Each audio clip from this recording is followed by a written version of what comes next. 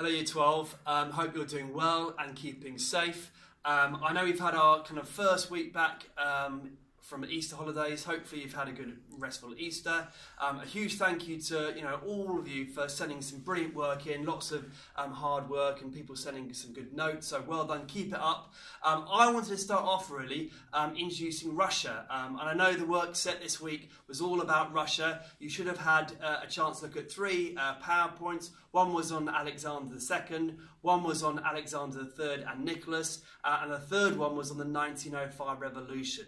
But this week we're going to concentrate on Alexander II, and I thought for this first video very quickly I was going to summarise all the key things that you should have learned about Alexander II from the PowerPoint that you've just seen. So they are quite simple. It's probably a lot more things to talk about in each one, but I'm just going to give you a quick summary. So Alexander II obviously is the first Tsar that we're going to concentrate on in our course, and these are 5 things. First of all, he introduced many reforms, and hopefully you might have done some research to find out what these reforms were, whether they were social reforms, whether they were trying to help the people, but he did try to introduce many reforms. The second thing to know is that some of the reforms tried to make Russia more industrialised. Hopefully you've worked out that Russia was very backwards compared to other countries in Europe, and some of the reforms they aimed to try and introduce some industrialisation in Russia.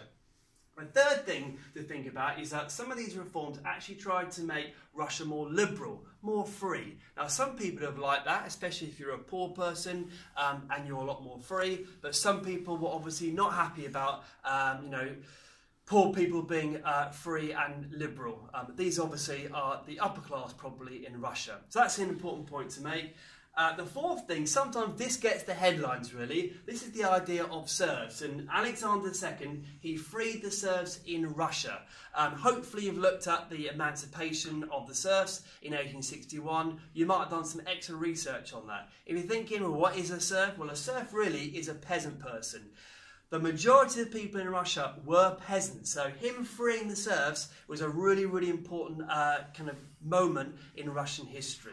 The final thing I wanted to say is that yes, he did some good things, and many people would have thought, you know what, he's actually helped the Russian people, but unfortunately he was assassinated, and kind of all the things that we've looked at today kind of backfired, and he was assassinated. And then his son, Alexander III, took over.